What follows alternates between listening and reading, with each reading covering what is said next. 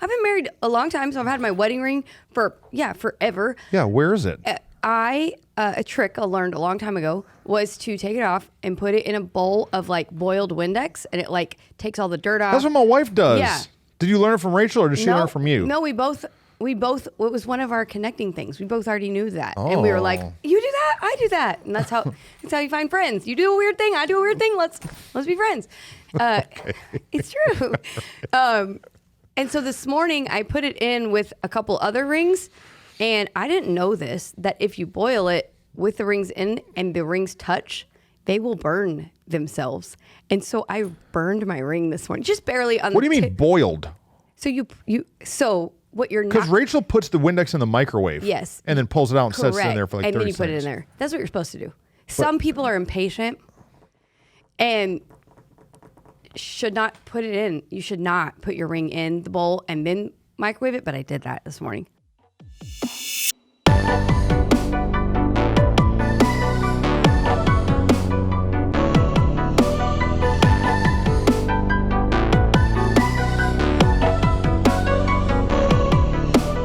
Whitney. I know.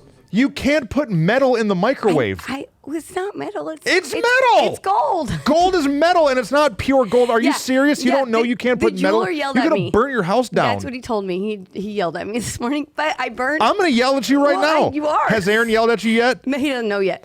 Get her, Aaron. He doesn't know yet. But so I burned the tip of the prong and the other tip of the other ring. They like burned together. It was only 3 minutes. I just put it on a microwave for 3 minutes. 3 minutes, it welded. It didn't burn. That's what he said. It arc welded the pieces of metal together. This is true. So it is at the jeweler's. It will be ready on Friday. I would be ticked, but it's a good thing. But I learned Aaron a loves valuable you. lesson that you can't do that. But I'm telling you, I've been doing it for a long time. I never usually. How many microwaves have y'all had? No, not like they don't blow up. I'm serious. Yeah, I've done it a lot of times. So thank God I've never burned the house down till now. Till now, I almost tried. Rachel had accidentally put something in the microwave one time, and our microwave caught on fire. I remember this. And I you had to rip it out. Rip it out of the wall and throw it in the garage. Because I thought the magneto or something in there started freaking out. Hey, you save the day though. Yep. It's a struggle to live life. It's hard. Hey, you've learned a lesson. I've learned a valuable lesson, and luckily I didn't have to learn it too hard of a way. I have to pay some money to fix my ring. But other than that, I could have burned my whole... He told me I've repaired a ring for someone who burned their entire house down because they did that. And I was it's a good thing. My bad. Yeah, we would not be doing this podcast right now if your house burned down today. No, we would all be at my house and I'd be crying real hard. Sorry, love. Yep. So I burned my ring today. It's okay. weird. Well, listen, wherever you are in life, whatever you know or don't know, Jesus loves you. Okay. No. Tip of the day, don't put metal in the microwave, people. No. Don't put metal in the microwave. But sometimes you live and learn. I just don't know how you lived all these years and haven't learned that yet. I don't know either. What else? We should do an episode called "What Else Doesn't Whitney Know?"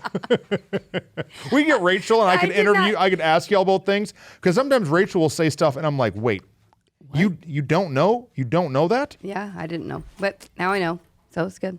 On the podcast, we're always talking about how all of us feel like deep in our hearts that God has something more for us, more in our leadership, more for our families, more in our business. And so if you're new to the podcast, welcome. We're super glad that you're joining. Just a conversation between two friends. That's right. We're pastors here in Texas. Church I'm leaders. the lead pastor. Whitney's our executive pastor. That means me. she's the boss lady. Yeah. And so we've worked together now for 10 years. Yeah. Long time. And full-time, like five-ish. And man, our best friends, she's not my wife. Right. My wife's a lady named Rachel, and her husband, Aaron, who will be thrilled the house didn't burn down. He's my best friend and her husband. And so we just get together every once in a while and we talk about how to pursue the more that God has for us.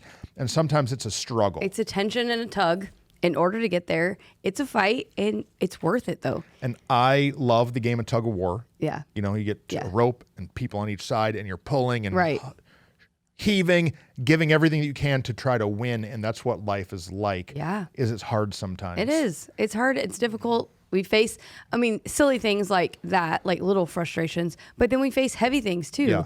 And there's a tendency to want to, instead of tug it, is to let go of the rope and walk away. So, the opposite of the tug of more is comfort.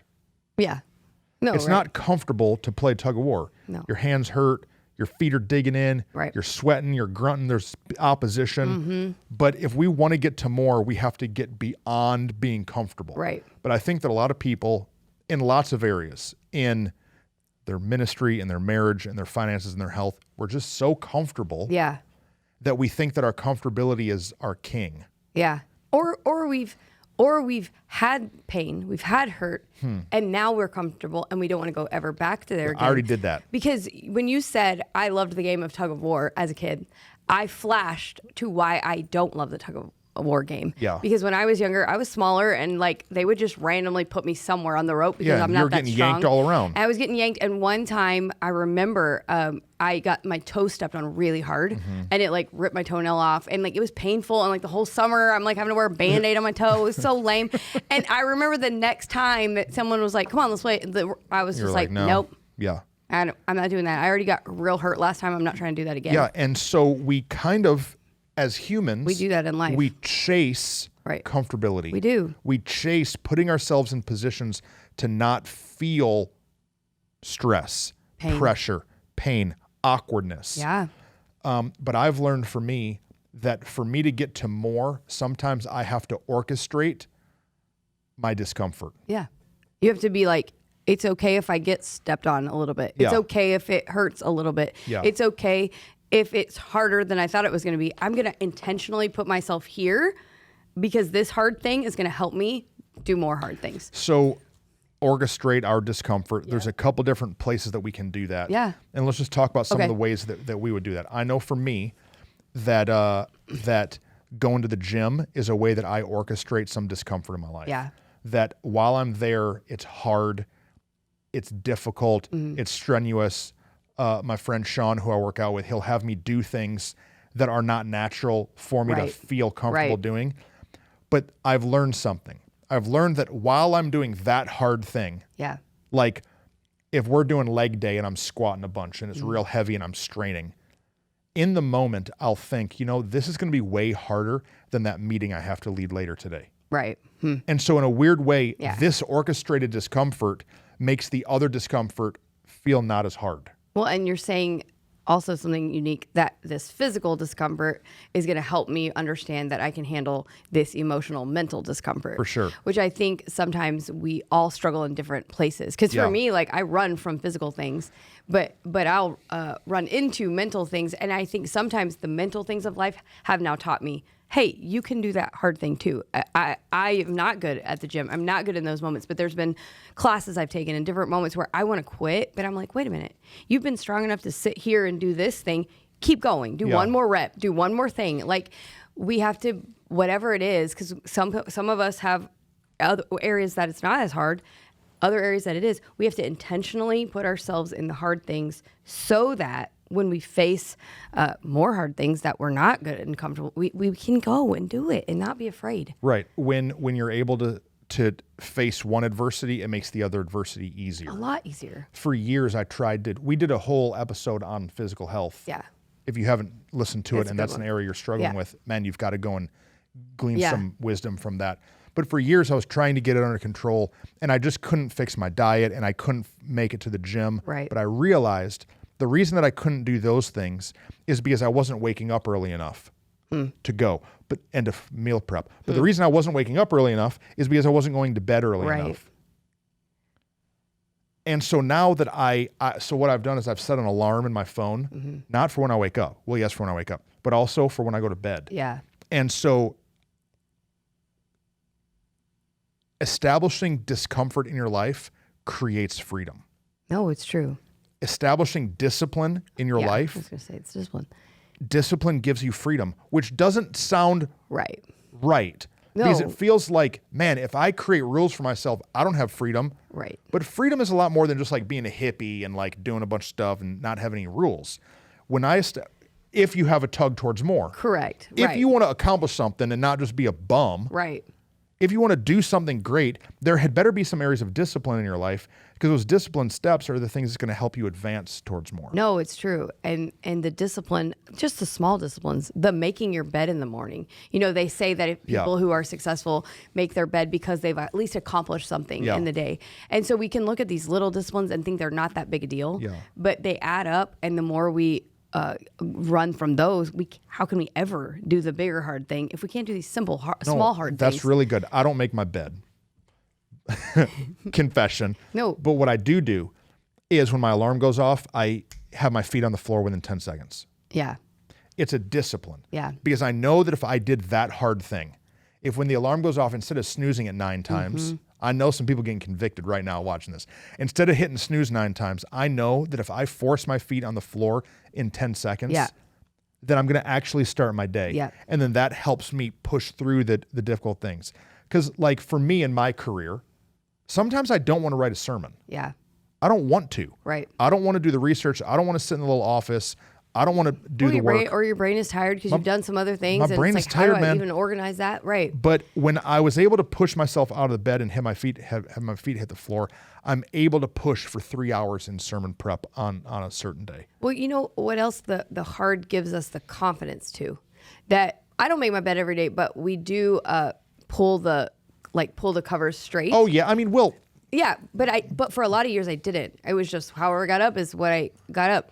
And I think that there's something to the chaos around us that then we just become kind of chaos too.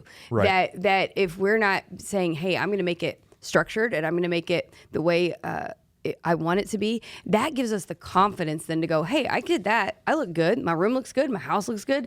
I can go do the thing I'm supposed to do. And so little hard disciplines give us the confidence to know we can keep going. Yeah. I think it's super important. yeah. What? You have a new thought? No, it's just we love comfort so much. Why do you think that is? Because we're Americans. Yeah, like because life is relatively simple. Yeah. We sleep in these beds made of foam. Right. In air conditioning. Yeah. With running water. It's true. Oh man, we have Wi-Fi. They turned my water off the other day because the construction worker hit something while he was doing some construction. And why's it got to be a he? It might have been a she construction worker. It might have been. You're right. See how the tables have turned at the tug of war. It could have been. I have no idea. But they turned our water off for like 6 hours, and I was so panicked. Yeah. I already took a shower. I wasn't cooking a meal. Yeah. I didn't need to do dishes that fast. What am I panicked for? No. But I was like, when is it going to be back on? When is it going to be back on? I wanted to know. So. And we're ran so much by our comfort. Right. And so you know what I did? Went to Chick-fil-A because I can be comfortable. I'm going to buy food. That's absurd. Yeah. We have everything at our fingertips. Yeah. Everything's accessible. And I think that in our effort for comfort and refusal to get uncomfortable, we don't advance. Absolutely. Because advancement is hard. It's hard. And so we've talked on the podcast about all kinds of things. Yeah. We already talked about physical health. What about emotional health? Yeah. You know the reason that people don't go to counseling? Because it's hard. Because it's hard. It's hard. Because they don't want to drive somewhere and pay the money and then have to talk about their feelings because that's hard. Yeah. They don't want it to go to marriage counseling because that's going to cause a fight and confusion and it's going to be hard. It is, yeah. But those are the only things that bring advancement. Right. The reason that I am who I am is because of the struggle that I've went through. Yeah. The reason you are who you are is true. because of the struggle you've went through. No, it's true. So the things that define us are the heavy things that we've walked through. Yeah. But yet today, when we're faced with a heavy thing, we try to dismiss it. But that heavy thing we should walk through today is the thing that will define us, who we should be in the future. It's true.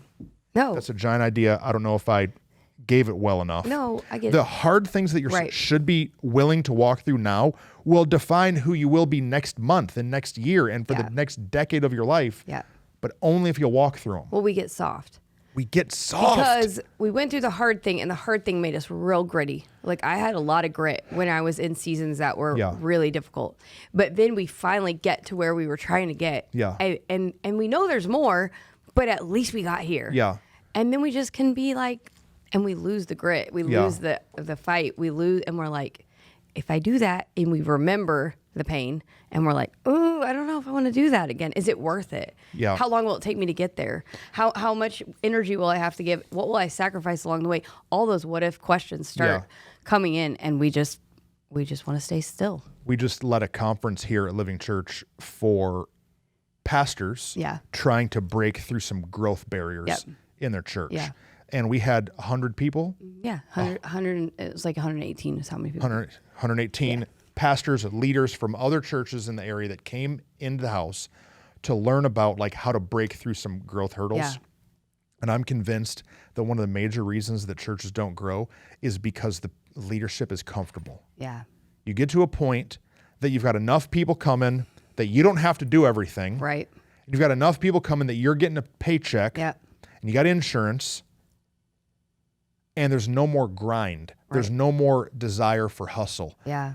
And we all want to be somebody great. But do you know how hard some of these leaders work? Right. Do you know how hard Craig Rochelle works? Right. How Absolutely. hard? You name the person. You name the industry. If they're at the top of their game, they're working hard. Right. But I think that sometimes we get to a certain level of success and then we coast. Yeah. And we just like put it in neutral and we're just going to like live the thing out. We're just going to get paid and have some vacations, but we're not really doing anything. Yeah. No, I think that. But that's not more. No, it's not more, and it's not going to get us to more. And we can then get stuck in a cycle of just comfort where then what happens is a little hard thing comes because in this world we will have trouble. That's just life. And we kind of freak out. Yeah. And that doesn't just take us from stepping into more, it actually starts pulling us backward. For sure. And so instead Because of things are either living or dying. Yeah. There's no not. stable. No, it's true. You have to either keep pushing forward or you're shrinking back. And so we have to be willing to do things that we know are difficult. Sometimes it's the way we do that is by giving ourselves a good pep talk. I remember a meeting that I had to walk into, and I knew what I was about to do was really hard, and I didn't want to do it, and I didn't want to go. And I was like, the fact was I was going in to say, hey, we need to have a meeting. Come have a meeting with me. And I knew I could go home right now and that person would never know that I needed to have this meeting and it never would happen and it would be fine. Yeah. But I had to instead, I remember walking out actually the doors around the building of the church and saying, hey, you need to handle this today because if you don't, it's still going to be on your back tomorrow. Yeah. Handle it today. Walk in the room. You know what you're saying. You know what you're doing. Get it done. Yeah. And it's silly, but that I was like, yes, ma'am, I will. And I went and did the thing. So sometimes we have to just look ourselves in the face and say, like, you can do hard things. Yeah. You know this is not fun.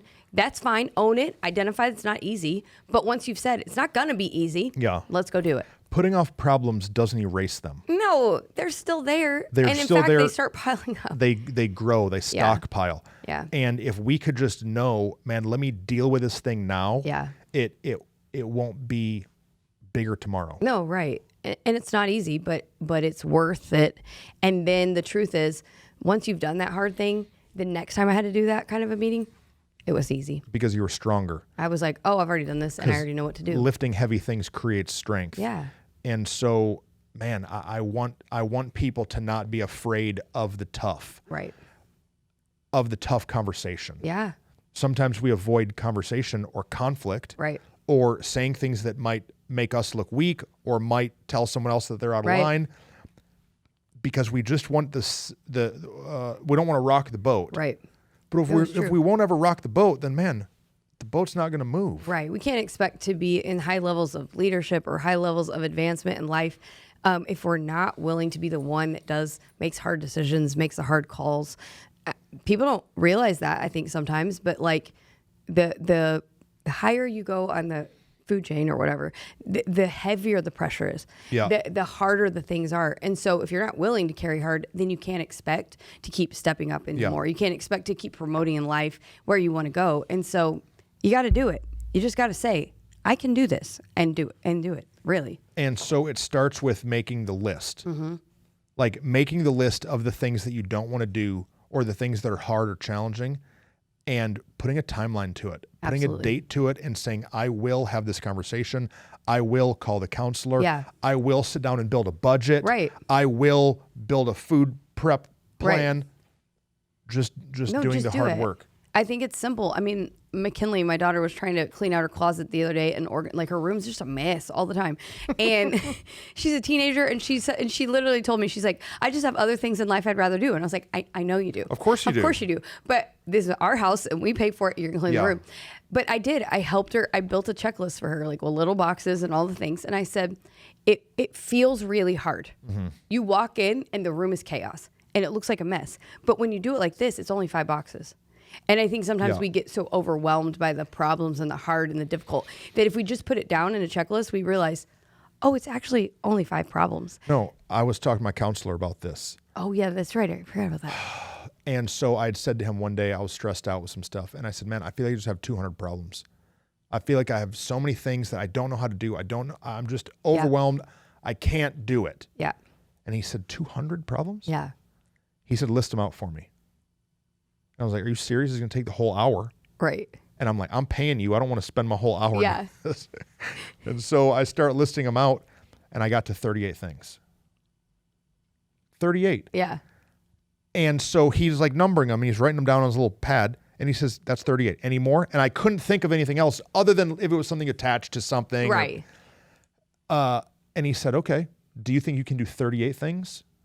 And I was like, yes. Yes, right. I can't pick up 200, but I can pick up 38. Yes. And so what you're saying is when you put them down and like, these are the areas that I need to start working on. Yeah. And then just pick one and don't pick the funnest one. That's what I told her. Pick the monster. Pick the hardest one. That's what I told her. I said, I put it in order of the hardest first. Yeah. Because if you'll accomplish the hardest one first, then the next one is actually easier. Yeah. Like tackle it, because that's what we do. Yeah. We put the list of all the things we need to do, and one of them is like catch up on our TV shows, and then we're like, I'm going to watch that one. Right. It doesn't count. No, right. And so if we can do that, I think for me anyway, once I've done something hard, then I can look back at it and I'm proud of myself, and then I'm like, let's go. Let's keep doing it. Yeah. Let's keep going. Yeah. I think it's important. Yeah, we don't want to feel the discomfort because it's uncomfortable. Right. It doesn't feel good. Like right now, Living Church is in this place of kind of extreme discomfort. Yeah. Yeah. No. We own a building. Yep. It's where we film right here. This from. Here our Matlock location. And it's a beautiful building. Yeah. It's really nice. It looks good. We're proud of it. It's a good foot forward. Anybody who visits is going to be like, man, this church has their junk together. Like it's a good looking building, but we outgrew it. Yep. Out of space, 4 services, and we felt like the Lord told us to go back to set up and tear down. And so every week we have a team that meets at an off-site location that we pay stupid money to rent. Yeah. On Saturday and sets up. Then a whole other team comes on Sunday and they set up. Right. Trailers and trucks and things they pick those trailers up from a totally different location. Like there's so much intricacy and detail to it. Somewhere out there we have a time-lapse video of our setup and teardown process to just see the immensity of what we're doing every single week, and it's super uncomfortable. Right. And all the time I think to myself, man, we could simplify this. Right. I could just say, let's go back to Matlock. Yep. It's too hard. Right. But there's this tug. Yep. There's this tug of more in me Yeah. that knows that God has called us to do something great. And greatness takes difficulty. It does. It does. And it's not easy, but you have to give yourself the grace, because what we're doing is super hard. And so that means that sometimes we don't do it perfect. It means that sometimes we screw it up. It means that, and we as people don't even screw it up. The technology fails, or the trailer breaks down, or gets a flat tire, or the wall for the kids' room breaks. Like just silly things happen all the time because we're tugging into more. And I think when we're stepping into more and we're doing hard things, we have to give ourselves the grace to understand we're not going to do it perfect yet. Right. Because that's why it's hard. Because the first time you do something, you're not great at it. No, that's why it's hard. Yeah. It would be easy if we could do it perfectly. But if we're in the setup and teardown thing for another year or 2 years. Yeah, we're going to get it a whole lot better. It's going to be a machine. Right. It's going to be a machine. The teams are going to grow. Everything's going to start to get simplified and figured out. And it won't be as difficult. It won't be. But already, we've been doing it a year now. Right. And already we've made a bunch of advancements. Absolutely. It's easier now than it was, and it's better. We've got better cameras. Yep. We added roving camera shots. Right. All these things. Setup is going faster. We've got more guys moving trailers, and it's simpler. But in the beginning, it was so hard. Right. Now it's still hard, but it's not as hard as it was. Right. Because we've just been doing it.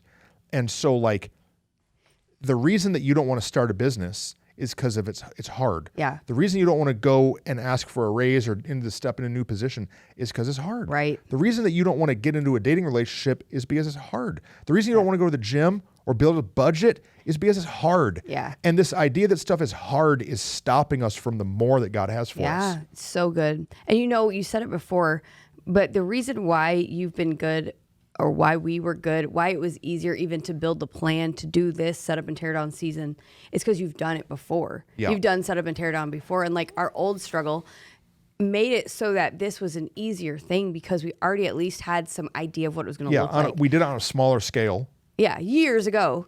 But it made me not intimidated because I already beat it once. Correct. I beat you 5 years ago. Right. I'm about to beat you this time Right. too. And now our team is bigger and our areas are stronger. We have way more money, like all these pieces that it was like, oh, this looks like a daunting, terrifying thing. But I remember that we could before, and now we have even more.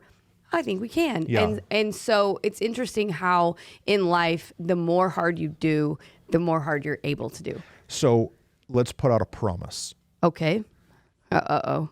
If there's something that you want to do, it's going to be really hard. Oh, yeah. But I promise if you keep doing it for 4 months, it'll start to feel easier. Oh, absolutely. Absolutely. I promise if you go to the gym, it'll start to be easier in 4 months. Yeah. I promise if you start living by a budget Right. and not spending all your money Right. going out to eat, it'll be hard in the beginning, but it'll start to get easy. Yeah. I promise if you go to counseling, it's going to be super hard and you're going to be crying, get mad, and think your counselor doesn't understand you. But if you go every week for 4 months, it's going to start to feel easier. It's true. Because God built us to pick up resistance and build muscles and neurological pathways to handle this new pressure. I can hear the questions of people listening who are like saying, okay, cool, I'm going to do it, but how? Having a plan, like making a strategy, A real plan. doing some research. Yeah. So like if you want to start something, do a little research on like, if we fail to plan, then we plan to fail. Correct. So like figure out a little bit like, how are we going to do this? How am I going to start a business? Yeah. How am I going to get in shape? How am I going to build a budget? How am I going to start a business? How am I going to do counseling? No, it's good.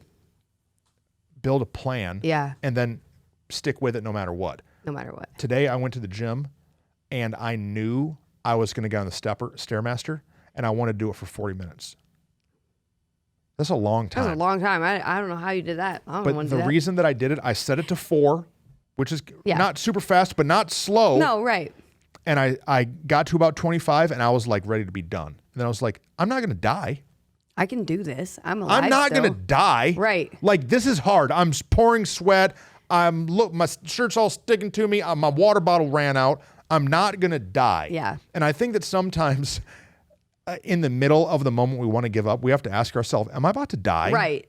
No, there's that whole phrase. No, I'm just uncomfortable. Right. Did you die? No, you didn't. So like keep going. And so in it, just know you're not going to die. God's good. with you. No, it's good. God's for you, and keep pushing. And then the next thing I think is continue to make adjustments. right. Your husband Aaron, he's a pilot. Well, he oversees a bunch of airports, but he's also a pilot. Yeah.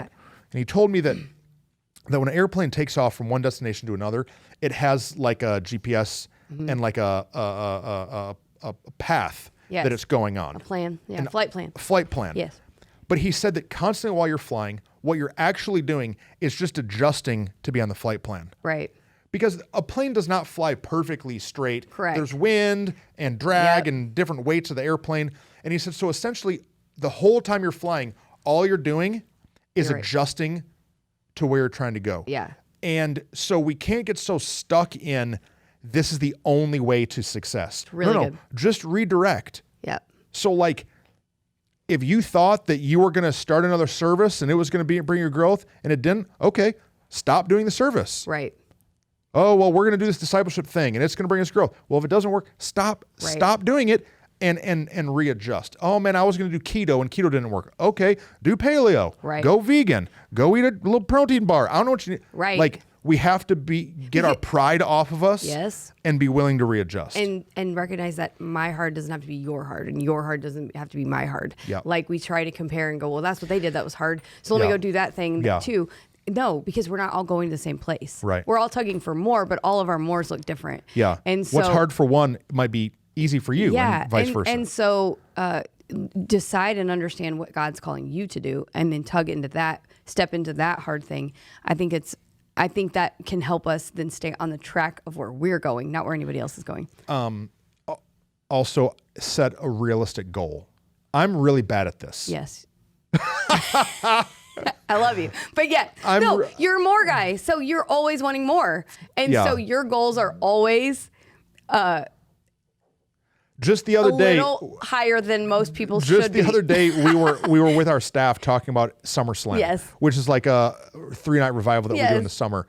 And I'm like, okay, how many do you guys think we're going to have attend this event? And the minute he asked it, I was like, why did he do this to himself? Because in my head, I'm like shooting for the moon. I'm like, we're going to have people stand in the parking lot. I think in a recent podcast you said, shoot for the moon and you'll get there. You won't just land among the lame stars or something like that. Stars are lame. Get to the moon. And I was like, yeah. So there's a realistic goal. Right. If you're trying to build a budget and get out of debt. Right. I don't think that it's wise to say you're going to get out of debt and save $100,000 and pay your house off in the next 6 months if you only make $60,000 a year. Right. It's just not going to work. Right. But this is sometimes what causes discouragement. Yeah. And so for me, really in good. my weight loss health journey, is I keep setting goals and I just kept missing them. Right. I'm going to lose 50 pounds in 3 months. I'm going to do this. I'm going to do that. I'm going to bench press 500 pounds. I'm going to do all these things. And I'm setting these absurd goals. Right. And then when I fall short, I'm all discouraged. And so I think there's a balance of don't set a goal that's so lame you don't have to struggle. Right. Don't make it so short that it's easy, but don't make it so far that no human could accomplish it. You got to calculate the growth. Calculate the growth, and sometimes you've got to put other eyeballs on your goal. Because just the other day we were talking about it and you said like, I wanted to be at this goal XYZ by this date. And I was like, yeah, but remember the last time that you were at this exact spot, you're way far beyond where you were then. Yeah. And you're like, oh yeah. We have to calculate where we've already come from. Yeah. Because sometimes we get discouraged. It's like, oh wait, I did do something really hard already. Yeah. Now I can keep going into more. Yeah. My expectation affects my experience. It's true. So have some realistic goals. Let some other trusted people that have experience put eyeballs on those. It's good. If you're not in shape, do not have your friend who's also out of shape be the person who tells you how much weight you should lose. Right. No.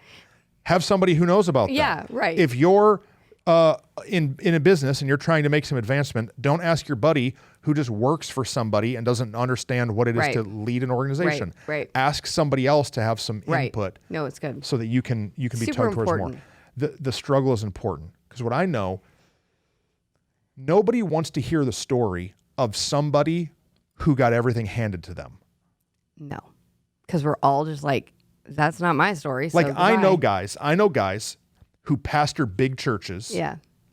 Because the guy before them grew a big church. Yeah. Right. And then now that dude retired or died or whatever. And they're maintaining. And now here they are. Yeah. And they're the pastor of this big church. Right. So? No. Right. Like, and? Right. But there's something about learning from a person who grew it. Yeah. Who accomplished it. No, it's who awesome. went through the struggle. No, it's really true. And so, yeah, the struggle's hard, but that's the reason people will know your name. No, it's good. We only know David because he fought a giant. Right. If David would have fought a guy that was 7 foot, would have been like, whatever. Yeah. I've seen a dude who's 7 foot. He just had a better left hook or something. Like, it's not, I think that's so important of like, as we're saying, calculate the growth, but then like write it down. Yeah. Don't forget it. Like, tell your story, know your story. I think for us, like there's been times where we've been like, we did it. Like, remember what we were, what we did. And that is the parts that I think has helped in other times when it's now a new hard, new levels, new devils, like new hard of like, but we did it there. We can do it now. And so you're right. The story is better when it's hard, but then the advancement is even more because we're going to fight it and we're going to get it and we're going to keep going. That's all really good. You have another thought? No, I have another thought. It's the other side of this coin. Okay. And my big sigh was because I'm not good at it. Yeah. Which is rest. Yeah. Well, that's a whole nother one we'll do at a certain point when we get we there. need to do it soon. Yeah. Even if we have a podcast where I just say, man, I don't know. but like, yes, fight, struggle, grind, wake up early, go to bed late, build the thing. But also, we have to learn how to take our foot off the throttle, Right. or else we're going to get burned out. Well, we have to, it's what you talk about, the struggle. We have to identify that the struggle comes first, and then the comfort can come after. The rest can come after. Yeah. That we have to exert the energy, give the time, and then we've earned some rest. It's not that because what can happen easily is we just rest because, well, I'm getting my rest in, and then we just stay there forever. And so once you've struggled, no, you have to. You have to get rest. It's something that my counselor and I have been working through for me for the last year and a half of like understanding that there's physical rest and mental rest. We need to do a whole episode on that. We should, because it helped and it transformed my life to understand that, like, yeah, I was laying on the couch, but I was still texting and working on my phone. It's not helping me.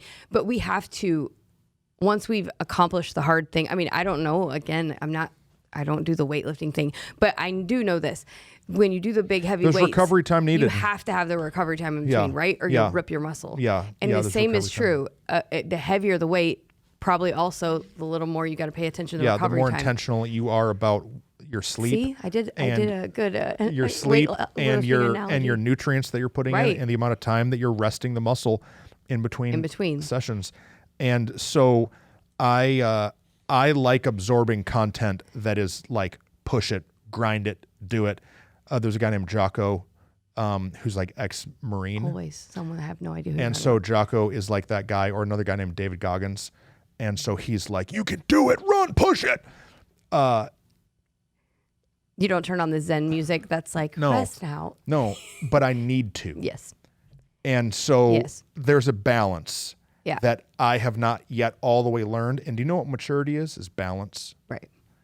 And so, like, if you're a person who's unwilling to take the risk and not going to get out of your comfort zone, you need to listen to this one. Right.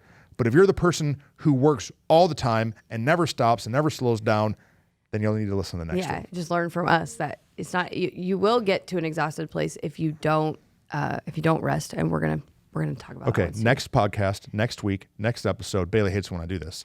We'll do one on rest. Okay, sounds good. Love it. Love guys, y'all. Love you. Thanks for engaging.